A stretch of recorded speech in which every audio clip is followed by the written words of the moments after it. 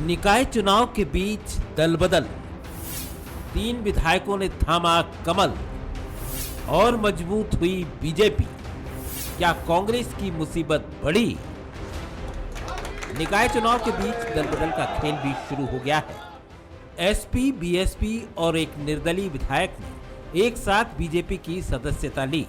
क्षेत्रीय समीकरण के लिहाज से भी विधायकों का बीजेपी में शामिल होना कहीं न कहीं बीजेपी के लिए अहम है। साथ ही राष्ट्रपति चुनाव के अलावा निकाय और 2023 के विधानसभा चुनाव में इसका बीजेपी को फायदा मिलेगा। इधर बीजेपी कांग्रेस पर मनोवैज्ञानिक दबाव बनाने की भी कोशिश करेगी। बीजेपी तो इसे खुद की ताकत के तौर पर पेश भी कर रही है। देखने रहे कितने युवा लोग आज भारतीय जनता पार्टी के साथ ताकत के साथ मैदान में उतरे हैं। ये भी एक अलग एंगल है और ये वो ताकतवर लोग हैं जो अपने अपने क्षेत्र में अपना बहुत स्थान रखते हैं, चाहे वो चंबल का क्षेत्र हो या विंध्य का क्षेत्र हो या बुंदेलखंड का क्षेत्र हो। तो आज हमारा भारतीय जनता पार्टी की और ताकत बढ़ी है। बीजेपी में इन विधायकों के शामिल होने की टाइमिंग को लेकर सवाल पूछे जा रहे हैं, लेकिन बीजेपी में शामिल हुए 3 विधायकों की इस घटना को कांग्रेस ने उस क्षेत्र की जनता के साथ धोखा बताया है। कांग्रेस का तो ये भी कहना है कि राष्ट्रपति चुनाव में वोट वैल्यू बढ़ाने के लिए और दिल्ली में अपनी सीआर बनाने के लिए विधायकों को पार्टी में शामिल कराया गया है।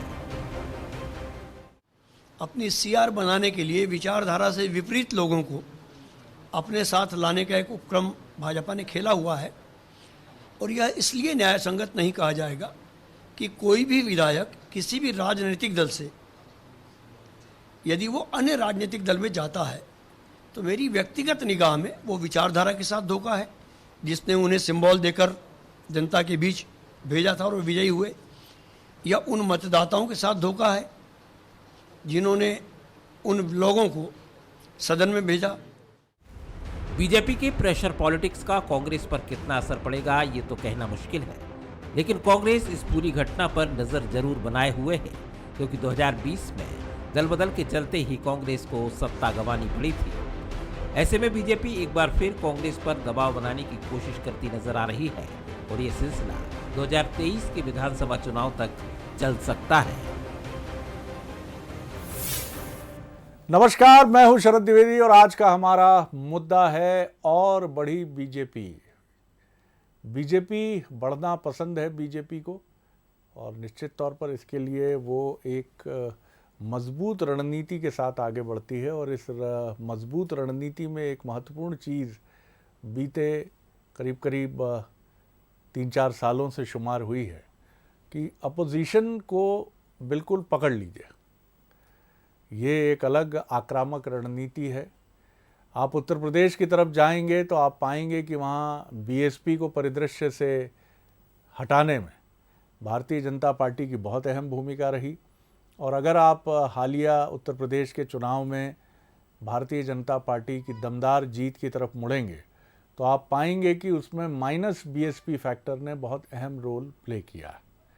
राष्ट्रीय राजनीति की आप बात करें तो कांग्रेस को एक के बाद एक चोट पहुंचाना, तमाम बड़े नेता, किसी बड़े नेता को एक महत्वपूर्ण राष्ट्रीय, जिसको हम सर्वश्रेष्ठ नागरिक अलंकरण कहते हैं, वो मिल जाता है और संयोग से वो कांग्रेस के नेता होते हैं। एक नेता छोड़ देते हैं पार्टी, बड़े दिग्गज नेता हैं, एडवोकेट भी हैं, और वो समाजवादी पार्टी का समर्थन लेकर राज्यसभा का रुख कर लेते हैं, लेकिन कांग्रेस से मुंह फेर लेते हैं। मध्य प्रदेश में आप और हम जानते ही हैं कि एक बड़ा धड़ा कांग्रेस से रूठकर बीजेपी का हो लिया। और चाहे राजस्थान की बात करिए या गुजरात की बात करिए या तमाम दूसरे राज्यों की बात करिए, आप ये पाएंगे कि कांग्रेस से आने वाले नेताओं की संख्या बीजेपी में निरंतर बढ़ती चली गई है।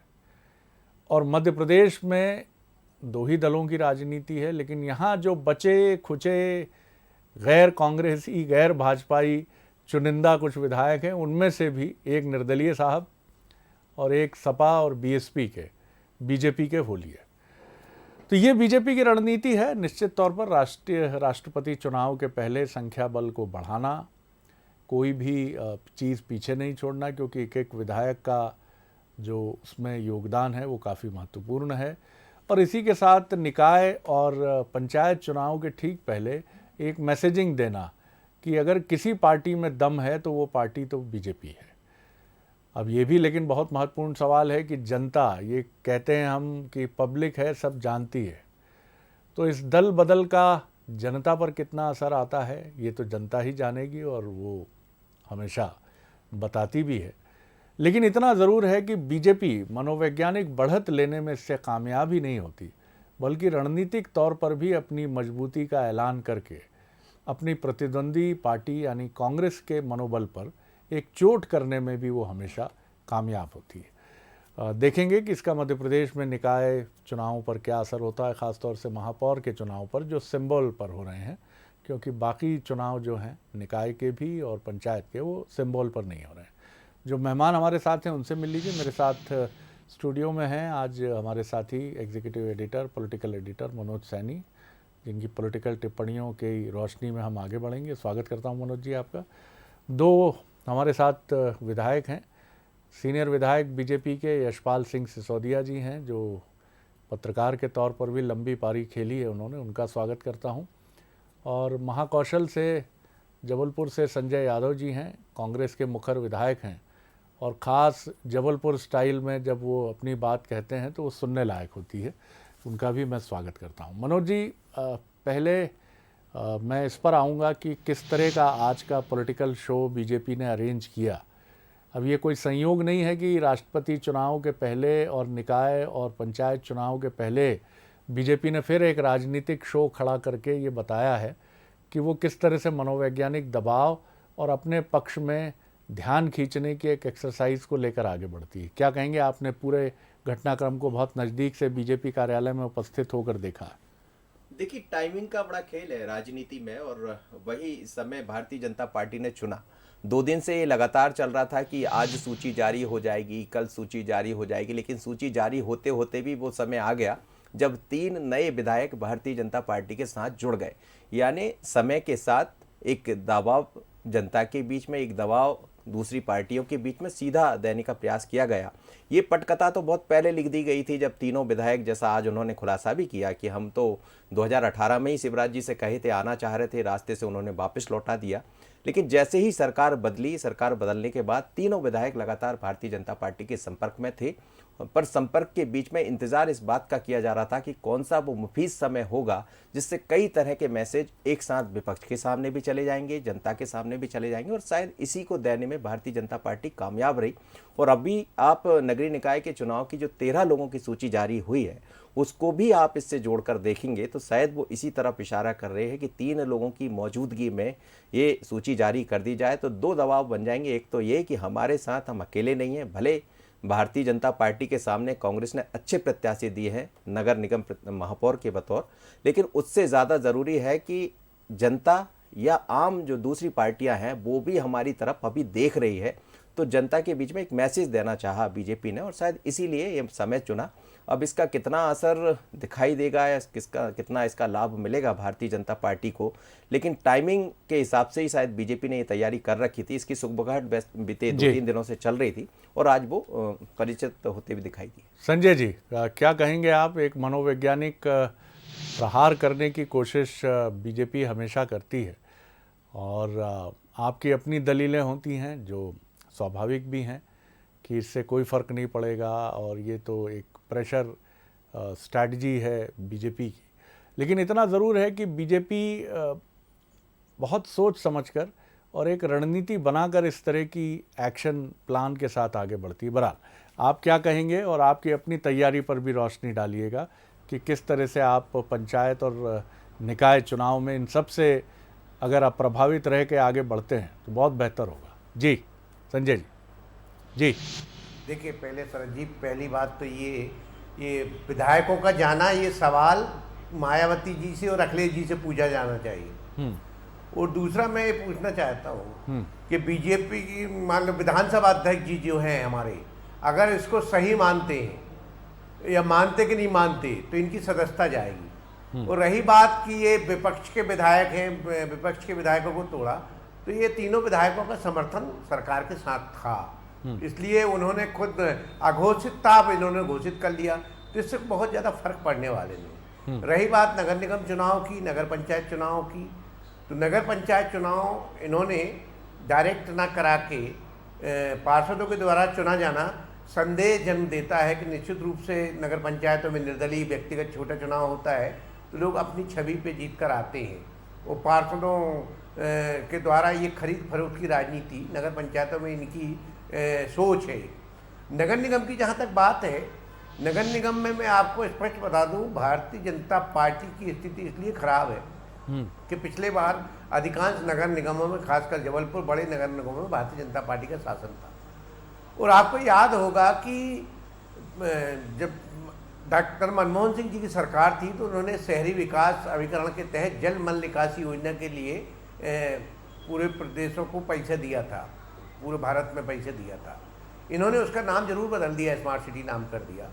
उसका नाम जवाहरलाल नेहरू अर्बन मिशन ऐसी कुछ था, मुझे पूरा याद नहीं है। लेकिन आज 15 साल से पूरे बड़े शहर जो है वो खुदे हैं, पूरे शहर में जनता पीड़ित है और इनका शासन है। 15 साल बहुत होता है एक अच्छा शहर बनाने के लिए। आज तक सीवर लाइन फीवर लाइन हो गई, वो दफन हो गई सड़क के अंदर। पूरा शहर की जनता, आम जनता भारतीय जनता पार्टी के शासन से परेशान है क्योंकि इनके महापौर थे, इनकी सरकार थी और आज शहरों में जर्जर स्थिति है। ठीक है, मनोवैज्ञानिक दबाव बनाने की कोशिश करते हैं, लेकिन जो पीड़ित हैं और जो आज पूरे शहरों में लोग परेशान हैं, चाहे यातायात की समस्या हो, चाहे स्वच्छता की बात हो, और चाहे पूरा शहर खुदा पड़ा हो, और सीवर लाइन का काम ये आज तक प्रारंभ नहीं कर पाए। इसलिए इसका दोषी भारतीय जनता पार्टी को निश्चित रूप से हर शहर की जनता मानती है। इसलिए इनके महापौर शायद ही एक भी बन जाए, मुझे इसमें संदेह। बड़ा दावा कर रहे हैं आप। पंचायतों के जो चुनाव होते हैं वो गैर बड़ा दावा कर रहे हैं संजय जी। हाँ, मैं बड़ा दावा कर रहे हैं आप जी। और मैं ये भी कहना चाहता हूँ कि जो शहर का विकास चाहता है, पहले क्या होते शरद जी, आप बड़े महत्वपूर्ण बात है, पहले क्या होता रहा, चुनाव जो होते रहे 1 साल बाद होते रहे, चुनाव के बाद। तो सत्ता में जब चुनाव होते रहे, जनता का ये रहता रहा कि हम सत्ता पक्ष का चुनेंगे तो हमारे शहर में काम होगा। लेकिन 15 साल में वो विफलताएं भी हो गई और आने वाले समय में 1 साल बाद चुनाव है। तो ये सेमीफाइनल जो हो रहा है, उन लोगों को ये मालूम है कि अगले वर्ष कांग्रेस की सरकार बननी है, तो हम जो महापौर चुनने जाएंगे और बड़ा दावा कर दिया ऐसा चुने जो सरकार जिसकी जो सरकार के साथ रहे, ताकि उसके शहर में जो काम हो सके। चलिए, ये बहुत बड़ा जनता के मन में है, ये देखिए जब रिजल्ट निकलेगा तो सामने आएगा आपकी। बिल्कुल। चलिए, बड़े दावे रखे हैं आपके मित्र संजय जी ने, यशपाल जी, और ये उनका अधिकार है विपक्ष के प्रमुख हस्ताक्षर और विधायक होने के नाते। बहरहाल अब बारी है आपके दावों की, आपके वायदों की, आपकी राजनीति की सूरत हाल की। क्या कहेंगे जी यशपाल जी? शरद जी, 3 चीजों पर मैं टिप्पणी करूंगा। एक तो आपका विश्लेषण बहुत सटीक था, जिसमें आपने कपिल सिब्बल जी का नाम लिए बगैर जी राज्यसभा में पहुंचा दिया सपा पार्टी का। आपने गुजरात का उल्लेख किया, हार्दिक पटेल जी का भी हम उल्लेख कर देते हैं। अन्य जो घटनाक्रम हो रहे हैं। फिर मैं दूसरा, अभी आपकी समीक्षा में पढ़ रहा था के मिश्रा जी को जी। के मिश्रा जी कह रहे थे कि यह सैद्धांतिक रूप से मेल नहीं खा रहा, सपा बसपा का हमारे साथ आना या निर्दलीय का हमारे साथ आना। मैं आपके चैनल पर बैठा हूं और चूंकि विश्लेषण में और आपके डिबेट के विषय में के मिश्रा जी का कोई बिंदु उनके वक्तव्य में आया है तो उसके बारे में भी कहूंगा। के मिश्रा जी शायद ये भूल रहे हैं कि हमारे विचार सैद्धांतिक रूप से नहीं मेल खा रहे हैं। तो महाराष्ट्र में शिवसेना के साथ आपका गठबंधन किस प्रकार से विचार में मेल खा गया सैद्धांतिक रूप से। तीसरा, मैं आदरणीय संजय जी को भी सुन रहा था। अब संजय जी ने तो बड़े बड़े दावे कर दिए हैं। यही संजय जी हमारे साथ कई बार बैठे हैं और इन्होंने कहा था कि पार्टी में नहीं टूटन होगी। तो पार्टी में नहीं टूटने की बात तो आप कह रहे थे, लेकिन आपको ये पता नहीं कि निर्दलीय जो राणा जी आए हैं। आपके ये कहने का क्या आशा है कि कई बार बैठे हैं आपके साथ? ये देखिए, आज के दौर में ये बड़ी महत्वपूर्ण बात हो जाती है यशपाल जी। कई बार आपके चैनल पर जी। अच्छा, ये स्पष्ट करना बहुत जरूरी है जी। मैं द्विअर्थी बात नहीं करूंगा शरद जी। जी। लेकिन संजय जी जिस प्रकार से दावा करते थे, अब विक्रम सिंह जी राणा जो हमारे साथ आए हैं, मानसिक रूप से मैं पहले से कांग्रेसी थी। शरद जी, स्थिति ये बन रही है कि रोज एक विकेट डाउन हो रहा है कांग्रेस का, और कांग्रेस अभी भी संभल नहीं पा रही है। सपा हमारे साथ आ गई, मान करके चलिए कि कांग्रेस साफ होगी। दूसरा, संभावित रूप से महापौर का चुनाव कांग्रेस के पंजे पर होगा, भारतीय जनता पार्टी के कमल पर होगा, अन्य दलों के चुनाव चिन्ह पर होगा। लेकिन साथ में यह भी शरद जी की नगर परिषद, नगर पालिकाएं और महानगर पालिका, नगर निगम, यह सब सिंहभार पर होगी, और पंचायत के चुनाव गैर राजनीतिक आधार पर होंगे। अब भारतीय जनता पार्टी बूथ संरचना के माध्यम से कार्यकर्ताओं की टीम को लेकर के आज जिस प्रकार से सपा, बसपा और निर्दलीय तीनों ने भारतीय जनता पार्टी का दामन थामा है, तो देखिए शरद जी, आज कोई ऐसी बात तो नहीं कि विधानसभा के उस हाउस में हमको कोई बहुमत की आवश्यकता है जी। न कोई 2023 के पहले हम कोई वातावरण खराब करने को लेकर के और उनको ला रहे हैं। नगर पालिका, नगर पंचायत और ग्राम पंचायतों के चुनाव से विधायकों का आना और नहीं आना, जी, ये एक कोई प्रश्न मायने खड़ा नहीं किया संजय जी ने, आप संसदीय प्रक्रिया के भी जानकार वरिष्ठ विधायक माने जाते हैं। क्या ये जो तीनों लोग आए हैं, निर्दलीय के साथ क्या चुनौती होगी उस पर भी थोड़ी रोशनी डालिए। लेकिन ये लोग क्या सदन में असंबद्ध विधायक के तौर पर अब बैठेंगे? ये थोड़ी स्टैंडिंग, अगर आप इस पे कुछ रोशनी डाल सकेंगे तो और बेहतर होगा। देखिए, मामला जाएगा माननीय अध्यक्ष विधानसभा के पास में, और तब जो कानूनी बात आएगी, जो विशेषज्ञ जो कहेंगे और जो नियमावली बोलती है उसके अनुरूप काम होगा। लेकिन आज तो स्थिति बन रही कि कांग्रेस अनाथ होती जा रही। कमलनाथ जी के नेतृत्व में पीसीसी है, मजबूरी में उनको नेता प्रतिपक्ष का पद छोड़ना पड़ा, और संचालन की कमी के कारण से सिंधिया जी जैसे दिग्गज नेता अपने साथियों के साथ, मंत्रियों के साथ भारतीय जनता पार्टी में, अगर क्रम रुक नहीं रहा शरद जी, लगातार बढ़ रहा है। कल तक कांग्रेस के लोग हमसे जुड़ रहे थे, आज सपा और बसपा और निर्दलीय हमारे साथ जुड़ रहे हैं। इसका यह मायना है कि भारतीय जनता पार्टी के ऊपर लोगों का विश्वास और भरोसा निरंतर बढ़ता चला जा रहा है जी। और संजय जी मेरे सामने बैठे हैं। संजय जी, थोड़े से सतर्क और सावधान रहिएगा। अभी ये मामला आगे बढ़ सकता है, आगे बढ़ेगा। कौन सा मामला सर? दल अगर कौन सा मामला? संजय जी से जुड़ा कोई मामला? आप रहस्य पे मामले सामने आ रहे हैं जी, अनेक प्रकार के जो मामले सामने आ रहे हैं जी। अगर कांग्रेस इसी प्रकार से प्रतिक्रिया देती रही तो बहुत कुछ नुकसान कांग्रेस आज भी उठा रही है, कल भी उठाएगी। चलिए, मैं फिर मनोज जी की तरफ लौटता हूँ। मनोज जी, दोनों बातें हमने सुनी। महत्वपूर्ण बात यह है कि इस समय हम दोनों ही राजनीतिक दलों को देखें तो वो एक दूसरे को तौल कर काफ़ी सतर्कता से निर्णय लेने की कोशिश कर रहे हैं। और इसकी पृष्ठभूमि में अगर आप जाएं तो 2018 के नतीजे हैं, क्योंकि जहां कांग्रेस की तब सरकार बनी थी, बीजेपी कुछ ही सीटों से पीछे रहने की वजह से कभी भी ये समझ नहीं पाई कि आखिर उससे उस समय क्या चूक हुई थी, जिसकी वजह से वो सरकार के नज़दीक पहुंचकर भी उस जादुई आंकड़े तक नहीं पहुंच पाई। फिर उसके बाद उसको उपचुनाव में मौका मिलता है, जब कांग्रेस का एक धड़ा बीजेपी में आता है तो बीजेपी का पलड़ा भारी होता है। फिर उपचुनाव आते हैं, उपचुनाव में भी हमें मिक्स्ड रिजल्ट मिलता है। झाबुआ की बात कर लें या फिर हम बात कर लें दमोह की, कुल मिलाकर दोनों ही पार्टियां एक दूसरे को तौल कर डिसीजन करके आगे बढ़ रही हैं। ऐसे में ये नगरीय निकाय और स्थानीय पंचायत चुनाव का मौका है। इसके बीच में भारतीय जनता पार्टी का ये दल बदल का मंजर है। किस तरह से आप देखते हैं मध्य प्रदेश की राजनीति को 2023 की तरफ बढ़ते हुए? देखिए, प्रेशर पॉलिटिक्स दोनों तरफ से है। एक तरफ भारतीय जनता पार्टी के साथ यदि दूसरे दल के विधायक सपा बसपा, अब बसपा का आधार यदि हम चंबल ग्वालियर में देखते तो अच्छा खासा है। ये ज़रूर है कि बतौर सीट देखेंगे तो उतनी नहीं है, लेकिन जनाधार देखेंगे तो फिर एक जनाधार तो है वहाँ का। और आज यदि 1000 लोग बहुजन समाज पार्टी के भारतीय जनता पार्टी का दामन थामे, जैसा वहाँ पे नज़ारा दिखाई दे रहा था, तो निश्चित रूप से पंचायत नगरीय निकाय चुनाव में एक महत्वपूर्ण भूमिका निभाने वाले, खासकर चंबल ग्वालियर में। दूसरी तरफ हम बुंदेलखंड की तरफ चले जाते हैं, राजेश शुक्ल वहीं से आते हैं, तो बुंदेलखंड में स्थितियां बहुत बेहतर नहीं है। कई तरह की आवाज़ें वहाँ से उठती रही, लेकिन इस बीच में एक राजेश शुक्ला सपा से आकर वो भारतीय जनता पार्टी का दामन थामते हैं, तो वहाँ भी एक मैसेजिंग तो साफ है कि भले जो भी चल रहा हो लेकिन बीजेपी के साथ जुड़े हुए लोग हैं। दूसरी तरफ यदि हम तीसरे उनको देख रहे हैं तो वो मालवा से आते हैं, और वो क्षेत्र ऐसा है जो मालवा भारतीय जनता पार्टी का गढ़ रहा है और पाटीदार समाज का काफ़ी वर्चस्व है। और राणा उसी से मेल खाते हैं। तो निश्चित रूप से तमाम तरह के दबाव, प्रेशर की पॉलिटिक्स यहाँ दिखाई दे रही है। लेकिन कांग्रेस ने एक बड़ी प्रेशर पॉलिटिक्स की है शरद जी, 4 विधायकों को महापौर चुनाव का टिकट देकर।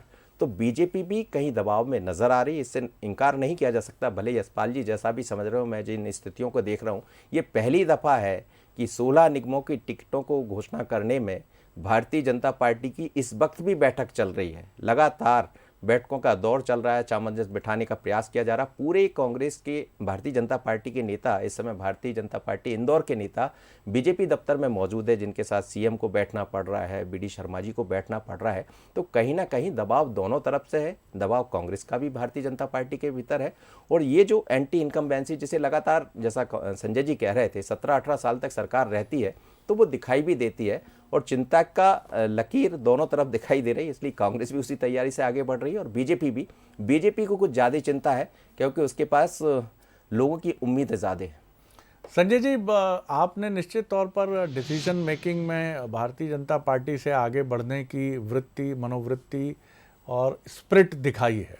हाँ, लेकिन इसको नतीजों तक जब तक आप नहीं बदलेंगे, क्योंकि ये सबसे महत्वपूर्ण चीज़ है, क्योंकि हमने ये देखा है कि 2018 में आपने ये स्ट्रैटेजी अपनाई थी और उपचुनाव में भी आपकी ये रणनीति थी और कमलनाथ जी इसी को फॉलो करते हैं।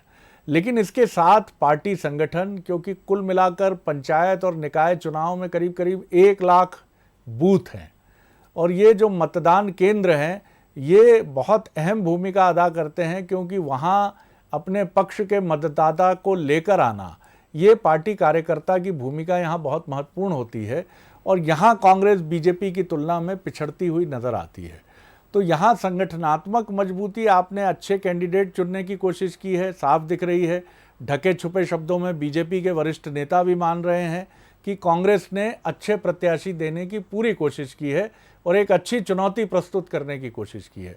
आगे की तैयारी को लेकर क्या आप आश्वस्त कर सकते हैं कि बहुत मजबूती से आगे बढ़ रही है कांग्रेस?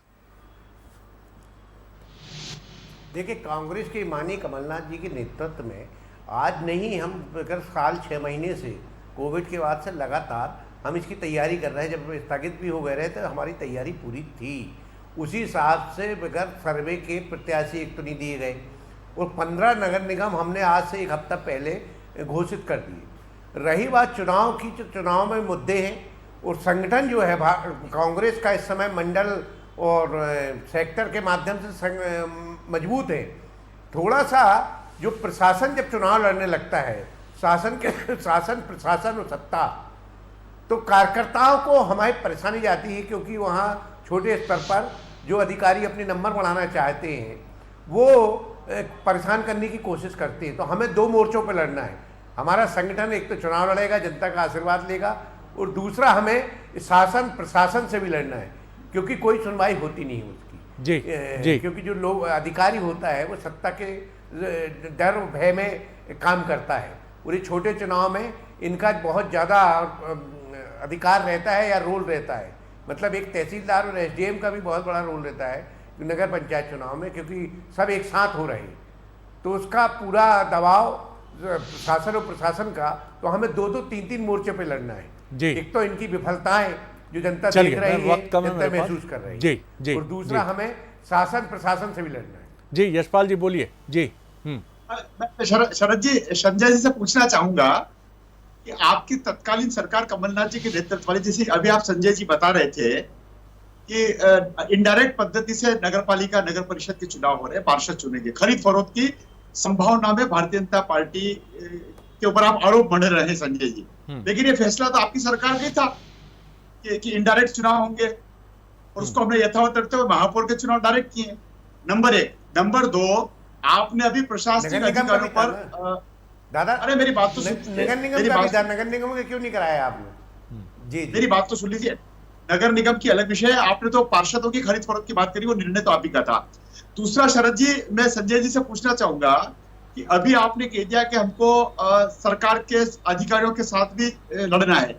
55 साल तक आपने राज्य चलाया है, तो क्या सरकारें आपकी जो बनती थी वो अधिकारी कर्मचारियों के भरोसे बनती थी? अब आप चुनाव के बाद कह देना संजय जी कि ईवीएम मशीन में गड़बड़ हो गई, ये चुनाव ईवीएम पर होना है। आप चुनाव के पहले प्रशासनिक अधिकारियों का दोषारोपण कर रहे हैं अगर ऐसा था तो आप 55-60 साल तक अधिकारियों के भरोसे ही चुनाव लड़ते थे, क्योंकि वही आपको चुनाव जिताते थे। चुनाव जीतने के बाद आप ईवीएम मशीन, चुनाव हारने के बाद आप ईवीएम मशीन के ऊपर ठीकरा फोड़ने वाले हैं। तो आप तय कर लें, परिणाम के पहले आपका जो भी वक्तव्य आ रहा है, प्रशासनिक अधिकारी ये यशपाल जी सरकार के साथ रहेंगे। यशपाल जी, चुनाव हारने के बाद आप ईवीएम मशीन को दोषी ठहरा देना।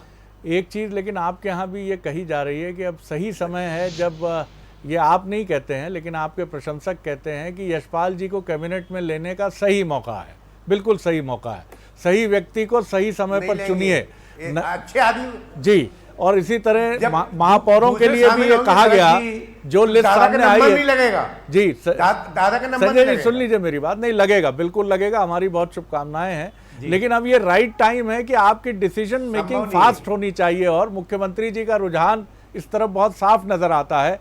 राजनीति में कई दबाव होते हैं, लेकिन अब इस तरह के निर्णय भी सामने आने चाहिए जो तीसरी पीढ़ी चौथी पीढ़ी के नेता हैं, जो अपनी पारी का इंतजार कर रहे हैं। ये मौका है कि जब 2023 और उसके पहले इन सबको भरपूर अवसर मिले। जी यशपाल जी। नहीं शरद जी, देखिए भारतीय जनता पार्टी के साथ मेरे परिवार का जनसंघ से नाता रहा है।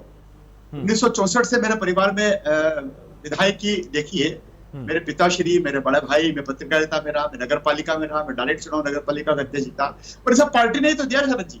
मैं कोई कांग्रेस से थोड़े आया क्या? जो कुछ मेरे और मेरे परिवार की ये स्थान मैंने पाया है, वो जनसंघ से लेकर भारतीय जनता पार्टी की इस यात्रा में पाया है। मेरे बारे में बहुत कुछ सोचा है, निर्णय किया है, मैं उसका धन्यवाद देना चाहता हूँ। चलिए, ये आपका बड़प्पन है, आप ऐसा सोचते हैं, लेकिन ये राइट टाइम है। जैसा महापौरों की सूची सामने आने के बाद भी कहा गया कि ऐसा नहीं कहा गया कि ये सूची उचित नहीं है या इसमें वो नाम नहीं है। कई नाम ऐसे हैं जो बहुत महत्वपूर्ण नाम हैं, लेकिन कुछ नामों को लेकर सबको संतुष्ट करना संभव नहीं है। ये पूछा गया कि इनकी जगह वो चेहरे कहाँ हैं जो इस शहर की नुमाइंदगी करते हैं, इस शहर का प्रतिनिधित्व करते हैं और जिन्हें सारा शहर पहचानता है। तो ये भी एक बड़ी महत्वपूर्ण बात है, लेकिन पॉलिटिकल कंपल्शन हम समझते हैं। चलिए, बहुत धन्यवाद संजय जी, बहुत धन्यवाद यशपाल जी, बहुत धन्यवाद मनोज जी। बहुत महत्वपूर्ण खबर की तरफ आप सबका ध्यान, जिस पर बंसल न्यूज़ लगातार बना है बीते शुक्रवार से, कि राहुल जो जांजगीर चांपा में एक बोरवेल में सक्ती में गिरे हैं, उनको बिल्कुल निकालने के लिए टीम